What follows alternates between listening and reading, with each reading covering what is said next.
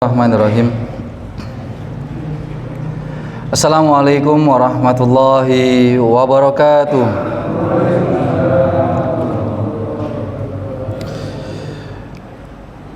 Alhamdulillahi rabbil alamin. Alhamdulillahi bi ni'matihi tatimmus sholihat. Salatu wassalamu ala sayyidil mursalin nabiyinal karim Sayyidina Muhammadin sallallahu alaihi wasallam wa ala alihi wa ashabihi ajmain, amma ba'd.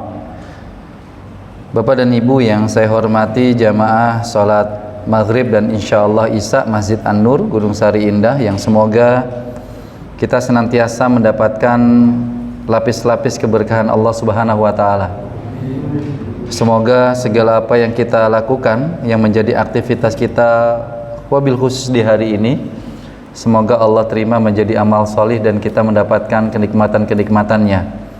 Maka sejenak kita awali majelis kita di kesempatan malam hari ini dengan sebuah doa sebagaimana biasa kita lafalkan dan kita ucapkan, yaitu surat yang kedua Al-Baqarah ayat yang ke-32. Mohon diikuti. Bismillahirrahmanirrahim. Subhanaka la ilma lana illa ma 'allamtana innaka antal alimul hakim. Al-Baqarah ayat yang ke-32. Maha suci Engkau ya Allah, sesungguhnya tidak ada yang kami fahami, yang kami mengerti, yang kami ketahui kecuali apa yang telah Engkau ajarkan kepada kami. Sesungguhnya Engkau ya Allah yang maha mengetahui lagi maha bijaksana. Bapak dan Ibu hadirin, kita masih di bab yakin dan tawakal dalam kitab Riyadhus Shalihin. Jika di pertemuan bulan yang lalu kita membahas hadis yang pertama, yaitu tentang 70.000 umat Rasulullah yang masuk surga tanpa hisab, tanpa azab. Siapa orangnya, Pak? Orang yang bertawakal kepada Allah Subhanahu wa taala. Nah, pada kesempatan kali ini kita masuk di hadis yang kedua, yaitu sebuah doa. Ketika kita berbicara hadis yang kedua dalam kitab Riyadhus Shalihin, kita akan menemukan satu hadis yang tidak menceritakan apapun, tapi menyebutkan tentang salah satu doa yang sering diucapkan, dipanjatkan dan dilafalkan oleh Rasulullah sallallahu alaihi wasallam. An Ibni Abbas radhiyallahu anhuma, dari Ibnu Abbas, semoga Allah meridhai keduanya, yaitu Ibnu Abbas dan ayahnya yaitu Abbas, anna Rasulullah sallallahu alaihi wasallam kana yaqulu. Jadi Bapak Ibu, kalau ada di dalam ilmu hadis ada kata kana, itu artinya tadululid dawam, artinya sering dilakukan oleh Rasulullah sallallahu alaihi wasallam. Jadi kalau ada nanti Bapak Ibu menemukan dalam hadis ada kata kana, itu menunjukkan Rasulullah sering melakukan aktivitas itu. Kalau itu doa, maka Rasulullah sering berdoa menggunakan redaksi doa itu.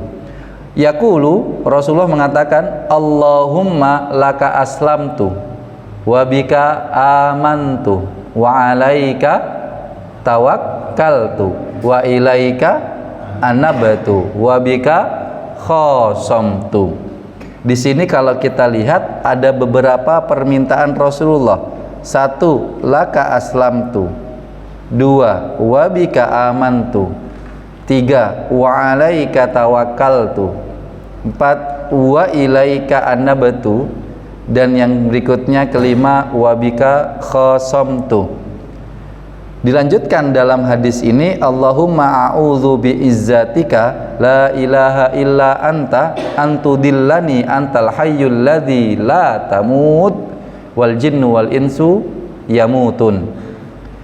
Disampaikan oleh Ibnu Abbas, Rasulullah pernah berdoa, ya Allah, kepadamulah aku menyerahkan diri. Bahasa Arabnya apa, Pak? Lam tu. Dan kepadamulah aku beriman, wabika'a mantu. Dan kepadamulah aku bertawakal, wa alaika tawakkaltu. dan kepadamulah aku bertaubat, wa ilaika anabtu, dan kemudian dengan mula saya bisa mampu bantahan menghadapi musuh-musuh Allah. Khasamtu, ya Allah, Allahumma a'udzu biizzatika, ya Allah aku memohon perlindungan dengan kemuliaan-Mu. Ini namanya tawasul dengan asma Allah. Tiada Tuhan melainkan Engkau. Kalau sampai Engkau menyesatkan diriku, sungguh Engkau adalah Maha yang hidup, tidak akan mati, sedangkan semua jin dan manusia pasti mati. Kalau Bapak Ibu hafal sebuah doa yang mirip dengan doa ini, itu doa apa, Pak? Kira-kira nih, kalau panjenengan pernah menghafalkan sebuah doa yang mirip dengan doa ini tidak ada kekhususan, ini bebas diucapkan kapanpun. Tidak ada doa ini pengkhususan untuk aktivitas ibadah ini, khusus kondisi yang seperti ini, tidak ada. Ini umum saja, kapanpun, dimanapun kondisi yang bisa kita dapati, silakan berdoa dengan ini. Tapi ada doa yang mirip dengan doa ini dan biasanya kita baca di dalam sholat yang termasuk rutin kita lakukan.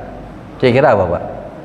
Sholat malam, yaitu sholat tahajud. Mirip-mirip doanya dengan ini, tapi tetap ada perbedaan, khususnya di Allahumma a'udzu biizzatika. Nah, hadirin jamaah sekalian, kita coba kembali dulu ke bab yakin dan tawakal. Saya awali dengan sebuah kisah. Nabi siapa ini, Pak?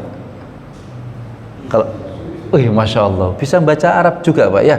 Padahal ya gundul di situ ya. Sengaja saya tuliskan gundul di situ. Nabi Yusuf. Nabi Yusuf ini kan nabi yang paling banyak mendapatkan rentetan ujian dan musibah dalam hidupnya. Yang pertama, kalau saya pakai bahasa Inggris ini, sibling rivalry. Tapi kan saya melihat Bapak Ibu insya Allah faham bahasa Inggris ya. Sibling rivalry, saling berseteru dengan siapa? Saudaranya. Musibah yang pertama, saling berseteru dengan saudaranya. Saudaranya punya kedengkian, meniatkan satu, bunuh Yusuf. Tapi tiba-tiba berubah, jangan dibunuh. Diapain? Dimasukkan sumur, ghayabatil jub. Nanti ujung-ujungnya jangan masukkan sumur. Apa itu? Di skenario dimakan oleh serigala nanti. Ada di dalam surat Yusuf. Itu yang pertama. Yang kedua, kemudian klaustrofobia. Setelah kemudian Nabi Yusuf tidak disukai saudaranya, dimasukkanlah ke dalam sumur.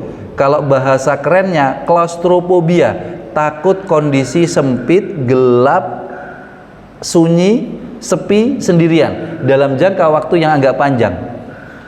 Kalau Bapak Ibu, tapi kayaknya kalau panjenengan nggak nonton deh filmnya, anak-anak panjenengan, tapi nggak apa-apa lah, mbahnya nemenin, mungkin tahu ya, nemenin cucunya.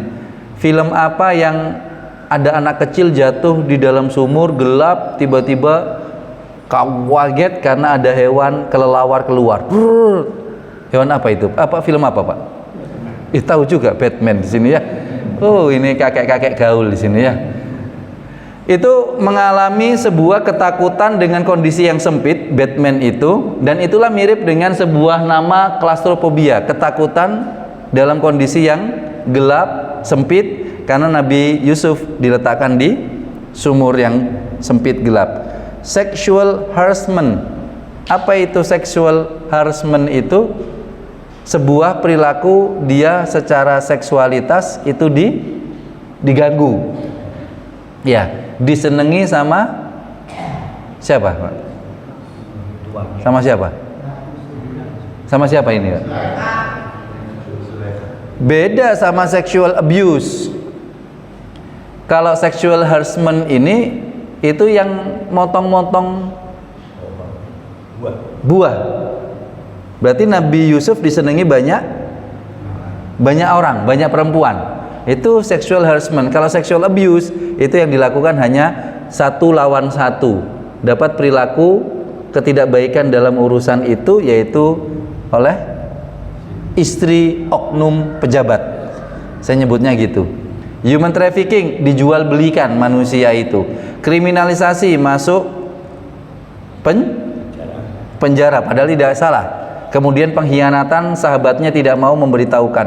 Dari semua yang dialami oleh Nabi Yusuf ini, kalau kita bawa dalam kehidupan kita saat ini, Pak, kalau untuk anak muda, kira-kira anak muda itu bunuh diri apa enggak, Pak? Anak muda, Pak, bunuh diri, Pak. Bunuh diri. Mengapa? Karena beban mental mereka, anak-anak zaman sekarang itu banyak permasalahan. Kalau di media sosial, kalau pembahasan tentang mental, isu mental, itu pasti banyak yang mengikuti. Kenapa? Karena anak zaman sekarang, ya harus kita akui, Pak, berbeda dengan kita-kita yang terdahulu. Salah satunya adalah dari sisi mental. Jauh. Mainnya saja cuma main gadget, kalah dikit ngamuk. Tapi kalau kita zaman dulu mainnya insya Allah fisik semuanya. Kalau anak zaman sekarang fisiknya cuma jempolnya toh, Pak. Ya, kalau zaman dulu semuanya pakai fisik, pate lele, gobak sodor, apalagi ya, Pak? Engkle, pasti dan lain sebagainya. Yang semuanya pasti mengarah ke fisik. Pasti itu, nggak mungkin tidak. Ya. Baik, coba kita lihat bagaimana kisah Nabi Yusuf alaihissalam. Secuil saja. Ketika Nabi Yusuf itu kemudian dikatakan pada ayat ke-18, saya ngambil ayat yang saya ambil ayat yang ke-15 saja. Falamma dhahabu bihi wa ajma'u ayyaj'aluhu fi ghayabatil jubbah. Maka tatkala mereka membawa dan sepakat memasukkan ke dalam sumur, lalu mereka di waktu di dalam sumur itu kami wahyukan kepada Nabi Yusuf. Lalu kemudian saat Nabi Yusuf di dalam sumur itu, Allah memberikan wahyu. Di sini para ulama berbeda pendapat, wahyu ini benar wahyu atau ilham. Karena kalau wahyu hanya diberikan kepada Nabi dan Rasul, sedangkan Nabi Yusuf posisi saat itu masih muda. Ada 3 riwayat yang menyebutkan, satu usianya Nabi Yusuf saat itu 12 tahun, ada yang menyebutkan 10 tahun, tapi bahkan ada yang menyebutkan baru 7 tahun. Kalau 7 tahun kayaknya kita agak-agak nggak bisa nerima dengan logika kita. Masa anak 7 tahun sudah jadi Nabi dan Rasul, mendapatkan wahyu. Tapi kalau anak usia 12 tahun kita masih bisa menerima. Maka para ulama menyepakati usia Nabi Yusuf mayoritasnya saat itu, saat dijeburkan itu, Pak, dimasukkan ke dalam sumur itu, usianya kisaran 10 atau 12 tahun, bukan 6 tahun. Karena di sini diartikan wahyu. Dan lihat kalimatnya, Allah menyampaikan, sesungguhnya kamu akan menceritakan kepada mereka perbuatan mereka sedangkan mereka tidak ingat lagi. Berarti kalimat ini yang Allah sampaikan menunjukkan Nabi Yusuf sebenarnya suatu saat akan menceritakan. Berarti kalau menceritakan pasti akan selamat dari sumur ini. Padahal ini barusan dimasukkan. Lalu kemudian Allah memfirmankan, mendapatkan wahyu, kamu akan menceritakan. Dengan bahasa lain, kamu akan selamat. Bapak dan Ibu, ayat ini, surat Yusuf ayat ke-15 ini mirip dengan kisahnya ibunda Nabi Musa. Lihat kalimatnya di sini, wa auhayna. Kalau kita lihat kisahnya ibunda Nabi Musa, itu juga sama. Wa auhayna. Cuma di sini bukan wahyu, di sini itu ilham. Dan kami ilhamkan kepada ibunda Nabi Musa. Kenapa kok kalimatnya wahyu, wa auhayna, tapi diterjemahkan ilham? Karena sudah pasti. Karena yang menerima ilham ini adalah seorang perempuan, dan Nabi tidak mungkin perempuan. Kalimatnya sama, wa auhayna, cuma beda terjemahan yang dimaksud. Kalau yang ini pakai ilham, bukan pakai wahyu. Sedangkan tadi pada kisah Nabi Yusuf itu menggunakan wahyu. Dan lihat, perhatikan kalimatnya. dan kami ilhamkan kepada ibu Nabi Musa, susuilah dia, apabila kamu khawatir terhadapnya maka jatuhkanlah dia ke dalam sungai Nil, dan janganlah kamu khawatir dan jangan pula bersedih hati, karena sesungguhnya inna radduhu ilaiki wa ja'iluhu minal mursalin, nanti aku kembalikan anak ini kepada engkau. Diawali sebuah kejadian musibah, tapi diinformasikan nanti akan mendapatkan janji Allah. Allah itu pasti seperti itu. Kalau Allah memberikan sebuah musibah, minimal informasi musibah terlebih dahulu, maka Allah akan mengikutkan dengan sebuah informasi solusi. Meskipun terkadang ketika diinformasikan solusi itu menurut akal kita nggak masuk akal. Ya kayak tadi Nabi Yusuf baru masuk dikatakan, hei Yusuf, nanti kamu pasti akan menceritakan kok kejadian ini kepada saudaramu. Lah orang masih baru masuk, nggak ada yang nolong, mendapatkan kezoliman, kira-kira yakin nggak Pak dengan ucapan itu? Ya pasti nggak akan yakin, ragu-ragu. Barusan kena kezoliman, dapat musibah, tiba-tiba dijanjikan kamu pasti nanti akan menceritakan, kamu selamat, kamu berhasil keluar dari sumur ini. Sama dengan ibunda Nabi Musa, disuruh apa ya? Kok di sini kok bahasanya menjatuhkan, kurang enak ini Pak. Kenapa? Kintir. Selain kintir kenapa Pak? Hah? Menaruh. Dilarung. Bahasa Indonesianya apa Pak? Hanyutkan. Dihanyut, dikintir, kok gak enak ya. Dihanyutkan. Lah bayangkan bayi baru lahir dihanyutkan Sungai Nil, dan Sungai Nil itu, itu sangat lebar dan panjang, Pak. Namanya bayi kalau sudah sendirian di peti di Sungai Nil, maka logika kita mengatakan bayi itu pasti akan mati. Apa yang terjadi kok malah mampir malah ke tempatnya dan notabene-nya Fir'aun lah yang membuat keputusan kalau ada bayi laki-laki dibunuh. Inilah Allah itu sangat pintar dengan skenarionya yang menurut akal kita nggak masuk akal, tapi Allah punya caranya sendiri. Kayak Nabi Yusuf tadi itu, semuanya sepakat bunuh. Tiba-tiba ketika mau dibunuh, dalam sebuah riwayat Yahuza mengatakan, kita nggak boleh bunuh adik kita ini. Bayangkan, 10 orang sepakat membunuh Yusuf, saudara-saudaranya ini. 1 orang nggak sepakat. Seharusnya Yusuf tetap kenapa? Karena secara aklamasi kalah suara kan, yang sepakat 10. Tapi kalau Allah punya cara sendiri, maka akan terjadi.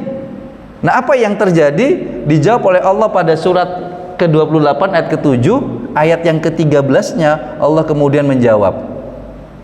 Ayat yang ke-13-nya, faradatnahu ila ummihi kay taqarra 'ainuha wa la tahzan wa li ta'lama anna wa'dallahi haq. Maka kami kembalikan kepada Musa kepada ibunya supaya senang hatinya, tidak berduka, dan supaya ia mengetahui bahwa janji Allah itu pasti benar. Tapi di sini disebutkan walakin aksarohum la ya'lamun, tapi sebagian besar manusia tidak percaya, Pak. Dan itu banyak terjadi pada zaman saat ini. Bapak dan Ibu, kita berbicara tentang sebuah hadis yang menyampaikan laka aslamtu. Apa itu? Aku berserah diri. Sebenarnya kalimat laka aslamtu ini itu sudah tinggi dan dalam maknanya. Aslamtu itu kan diambil dari bahasa agama kita. Apa agama kita, Pak?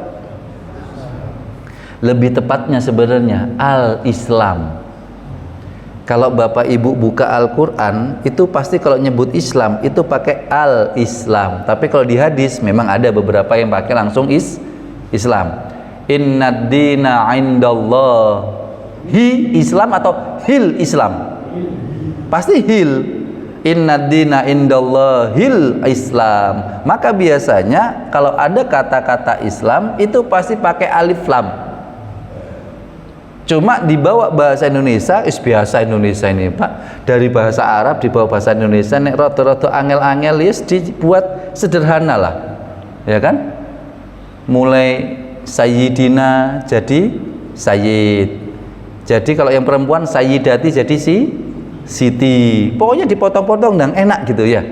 Al-Islam Islam, ya tidak ada masalah. Tapi kalau kita pakai al-Islam itu maknanya dalam.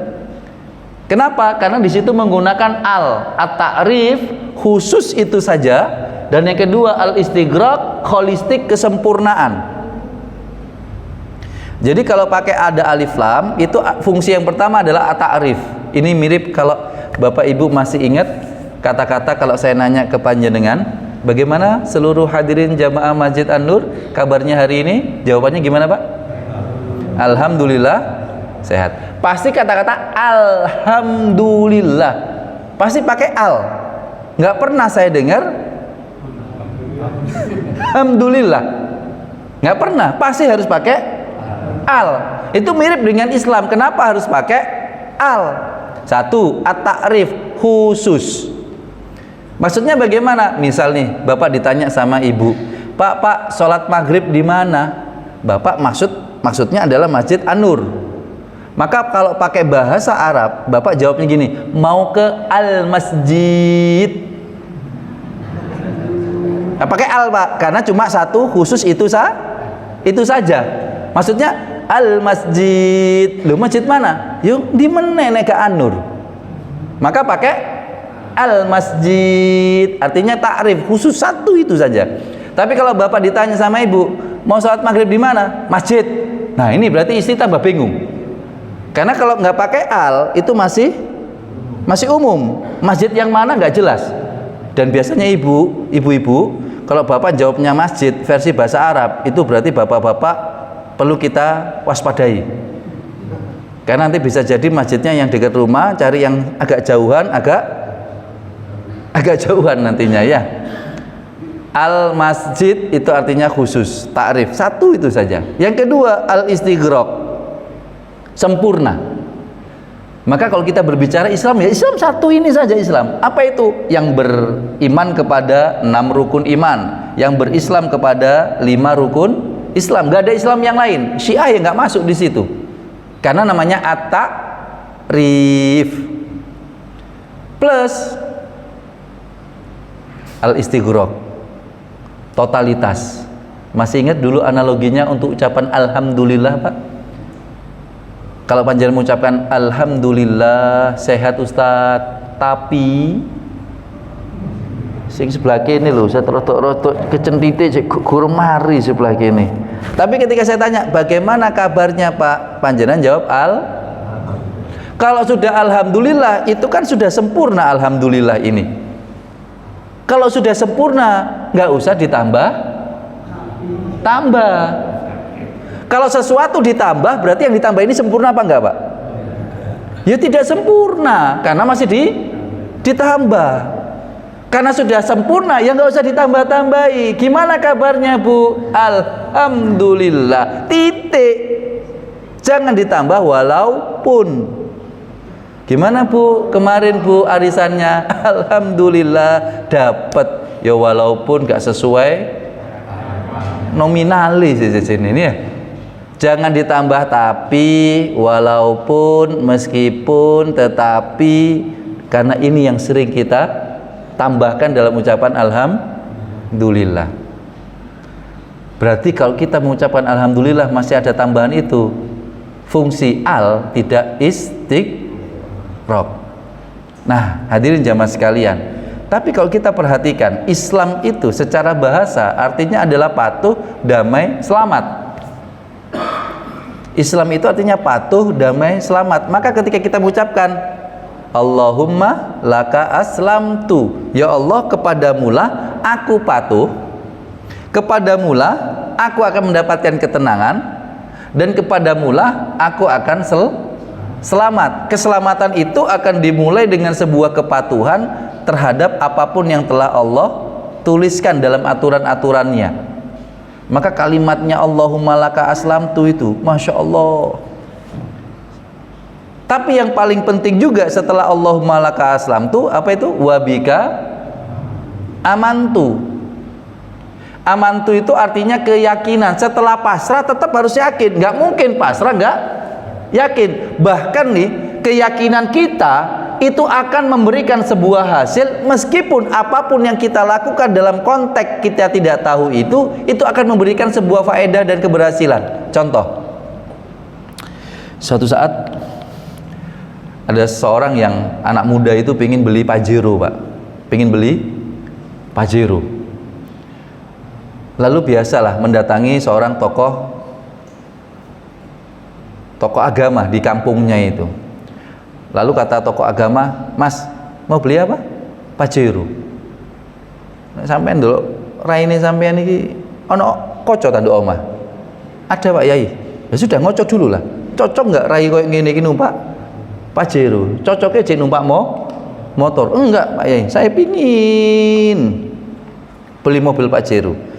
Tolonglah dikasih amalan yang bisa saya amalkan supaya dapat Pajero.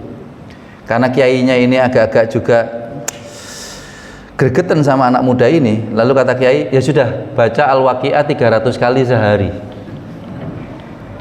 Karena berharap supaya surat Al-Waqiah itu berapa, Pak?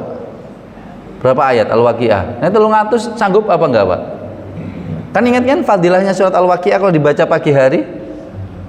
Menurut hadis riwayat Imam At-Tirmizi, itu mempermudah kita mendapatkan rezeki. Baca Al-Waqiah 300 kali. Singkat cerita, 3 bulan kemudian anak muda ini bawa Pajero, Pak. Ini anak yang polos, anak yang orang awam, manut saja apa kata tokoh agamanya itu. 3 bulan kemudian bawa Pajero, datengin rumah Yai. Ambil rotok sumbung-sumbung titik.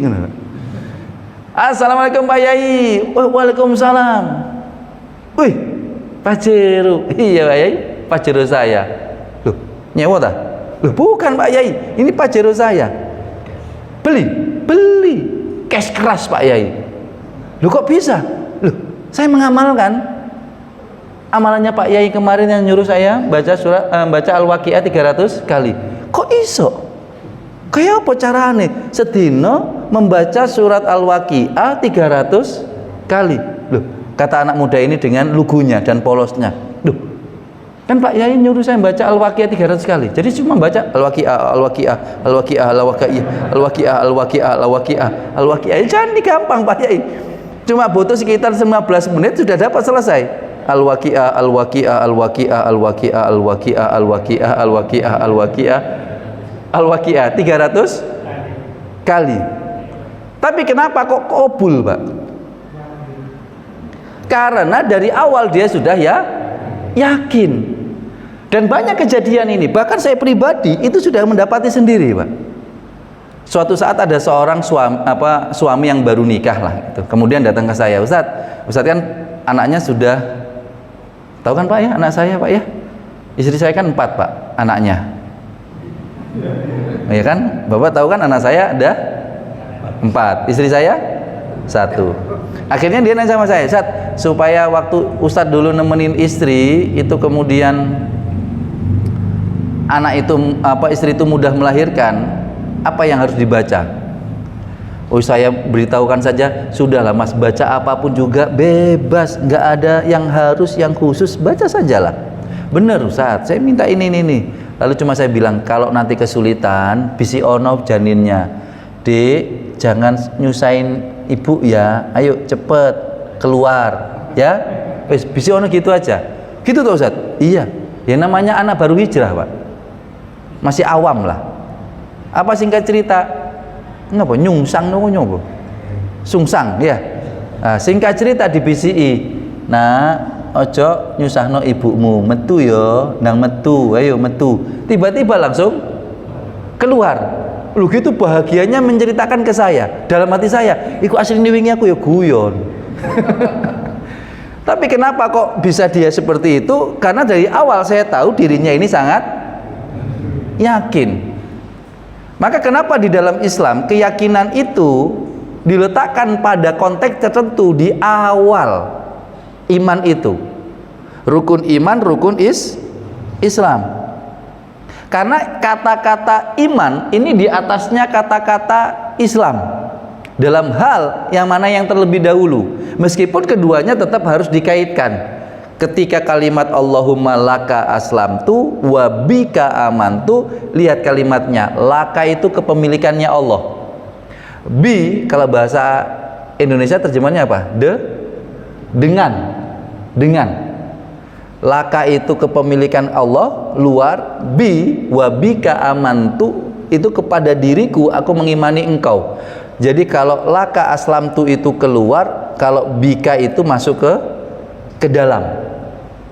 Maka kalau kita perhatikan konsep sebuah iman dan rukun Islam itu sebenarnya sama. Coba kalau kita perhatikan, hadirin jamaah sekalian, iman itu kalau Bapak Ibu terjemahkan cocoknya yang mana? A. Percaya atau B. Yakin, Pak? Percaya apa yakin, Pak? Ya? Kira-kira kalau pakai bahasa Indonesia yang SNI, Standar Nasional Indonesia, bahasa Indonesia yang benar itu benar-benar produk bahasa Indonesia, itu yang percaya apa yakin? Percaya. Kenapa tidak yakin? Karena yakin mengambil dari bahasa Arab, serapan, ya, serapan. Al-imanu, kata Allah dalam beberapa firman-firman Allah, ya ayyuhalladzina amanu, wahai orang-orang yang beriman, itu diartikan adalah orang-orang yang al-yaqinu, orang yang yakin. Bahasa Indonesianya percaya, ya, yakin, kan sudah jadi bahasa Indonesia yakin itu, Y-A-K-I-N, cuma diambil dari bahasa Arab, al-yaqinu. Berarti paling ideal mengartikan kata al-imanu, iman itu dengan yakin. Nah, maka kita harus mengartikan yakin itu sendiri apa? Ternyata yakin itu meyakini tanpa kalimat tanya.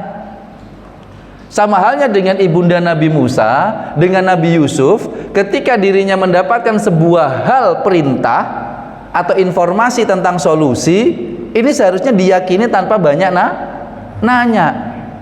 Kalau ibunda Nabi Musa kayak ibu-ibu zaman now yang banyak tanya, misalnya tadi itu, inni raduhu ilaiki wa jailuhu minal mursalin, aku kembalikan nanti putramu wahai ibunda Nabi Musa, tenang saja, meskipun anakmu nanti ini kintir di Sungai Nil, aku akan kembalikan. Kalau ibu-ibu merespon apa, Bu, kalimatnya, Bu? Kalau ibu-ibu zaman sekarang ditawari sama Allah, diinformasikan janji Allah akan dikembalikan, kira-kira komentator para ibu-ibu bagaimana, Pak? Minimal, ya kan minimal pasti akan nanya, kok iso ya Gusti Allah, ini lo bayi gimana nanti bisa balik, melaku aja nggak bisa, ini Nilnya itu luas dalam macam-macam. Kebanyakan nanti komentar kita itu bisa jadi akan menghilangkan keyakinan. Makanya di sini diartikan al-yakin itu adalah al-yakinu bila su'alin, keyakinan tanpa kalimat tanya, itu adalah iman. Oh, panjang, Pak. Kalau kita bahas seperti ini itu rumusnya itu ini. Rumusnya sebenarnya mulai akidah, iman, yakin itu ghaib secara singkat. Akidah itu harus diikat dengan iman. Kenapa? Karena akidah itu artinya ikatan, aqada yaqidu, ikatan yang nggak boleh lepas. Kalau ikatan yang boleh lepas itu namanya robatoyar butu. Ini saya mengikat nih. Nanti ikatan ini boleh dilepas, namanya robatoyar butu. Tapi kalau ikatan yang nggak boleh dilepas itu aqada, bahasanya kemudian menjadi akidah. Maka kita tidak diminta untuk murtad, diharamkan. Ikatan kita kepada Allah dalam arti akidah harus diikat dengan sesuatu yang namanya iman. Karena iman tadi konsepnya apa? Yu'minuna bil ghaib ini. Yu'minuna bil ghaib. Iman itu meyakini yang ghaib. Karena kalau iman meyakini yang nyata itu bukan iman, karena ayatnya gitu. Kalau meyakini yang nyata namanya dengan ilmu. Dari dulu yang saya pegang ini gelas kaca atau gelas plastik, Pak? Kaca, karena kelihatan. Sesuatu yang kelihatan itu, yang tampak itu bukan dengan iman, tapi dengan ilmu. Tapi kalau sesuatu yang gaib, yang nggak kelihatan, yang tidak tampak, itu dengan iman. Yang paling contoh minimal sajalah, contoh minimal yang nggak kelihatan. Ini kan air, Pak. Kelihatan airnya, Pak? Pertanyaan saya, ini yang minimal saja. Rasa, kelihatan nggak rasanya, Pak? Nggak kelihatan. Padahal zatnya air ada, tapi rasanya nggak ada. Nah, sesuatu yang kita ingin menikmati yang tidak tampak itu, cara menikmatinya dengan iman yang gaib itu tadi. Nah, iman itu nanti sifatnya pasti tiap orang, kenapa kok yazid wa yanqus, nambah turun, karena memang tidak tampak itu. Pasti akan banyak perbedaan terhadap penilaian iman. Urusan rasa saja banyak berbeda. Contoh nih, ini rasanya apa, Pak? Kan gaib kan? Gaib, rasanya gaib. Apa Bapak jawab? Loh kan, tuh jawabannya sudah macam-macam, sampai asin itu. Jangan-jangan dimasukin garam di sini ya. Apalagi kalau wilayah gaib yang murni, rukun iman itu. Sehingga pada titik ini kita ingin mengambil sebuah nilai wabika amantu, dan terhadap apapun ya Allah aku ini mengimani. Nanti efeknya dari iman itu ke yakin itu kepada hal yang gaib. Yang gaib ini bisa sesuatu yang nanti sifatnya materi atau yang tidak materi. Contoh janji Allah tadi, Pak, aku akan kembalikan anakmu. Nanti akan jadi materi nggak? Kelihatan nggak? Kejadian nggak? Ya pasti kejadian, karena janji Allah la yukhliful mi'ad. Allah itu nggak akan pernah menyalahi janjinya. Maka ketika Allah mengatakan inna raduhu ilaiki, aku kembalikan bayi kecilmu ini, pasti suatu saat akan kejadian. Ibunda Nabi Musa mendapati bayinya kembali. Itu namanya nanti berubah menjadi sesuatu yang gaib menjadinya nyata. Tapi kemudian perlunya ada sebuah amal soleh yang melakukan amal soleh itu harus dengan ikhlas. Keikhlasan itu letaknya dalam hati, dan seterusnya berputar di sini. Oleh karenanya hadirin jamaah sekalian, kalimat wabika amantu itu masuk ke dalam, Pak. Kenapa? Karena satu, kata-katanya bika itu menunjukkan memang internal dalam diri kita, dan kalau sudah berbicara dalam diri itu menghasilkan apa kira-kira, Bapak Ibu? Iman yang kita nikmati dengan dalam diri kita ini kira-kira membuat kita semakin apa? Tenang. Saya ulangi lagi, tenang. Karena fungsi keimanan memang memberikan kehidupan kita itu yang tenang.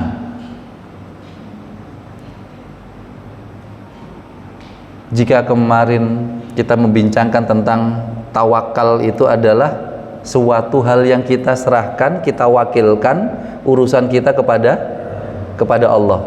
Maka kalau kita lanjutkan sejenak di sini, wa alaika tawakkaltu, nanti kita kembalikan lagi kepada tenang. Di sini ada kata-kata wa alaika sama wa ilaika. Ya Pak ya. Untuk tawakal pakai alaika. Untuk taubat pakai ilaika. Ini maknanya sangat dalam. Alaika di dalam bahasa Arab kebanyakan itu menunjuk ala, kebanyakan dalam hal makna yang negatif. Coba lihat kalimatnya yang panjenengan hafal. Akhir surat Al-Baqarah. Saya bacakan pelan-pelan dan panjenengan bisa menyambungkan.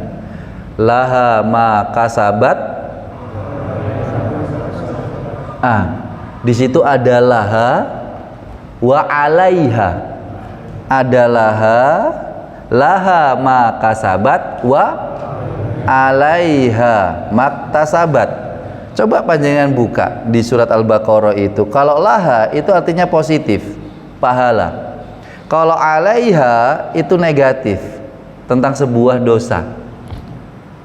Apa pesannya? Wa alaika tawakkaltu. Maknanya adalah terhadap apapun yang aku terima, dan biasanya ini yang tidak nyaman aku rasakan, aku bertawakal. Soalnya kalau yang kita terima nyaman, cocok nggak Pak dengan kata tawakal? Kalau panjenengan, ya Allah 2M, ya Allah takdirkan dapat Pak 2M, lalu panjenengan berucap wa alaika tawakkaltu, kira-kira cocok nggak Pak? Apa cocoknya? Alhamdulillahirabbil alamin.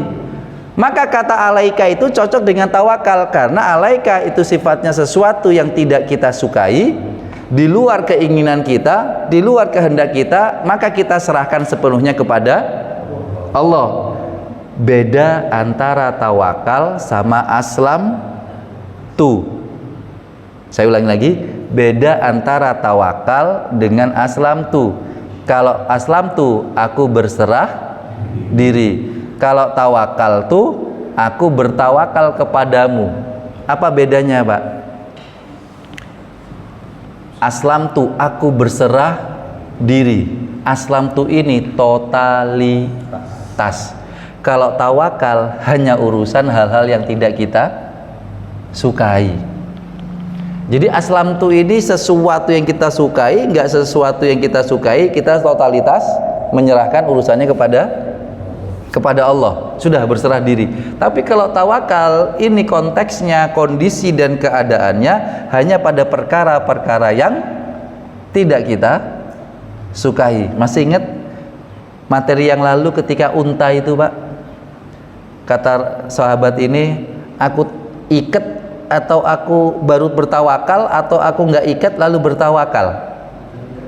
Maka kata Rasulullah, yuk ikatlah baru bertawakal. Kenapa? Karena ini nanti kalau nggak diikat dia akan merasa kehilangan. Sesuatu barang yang berharga, bernilai, mahal, kalau hilang, maka apa yang dia rasakan?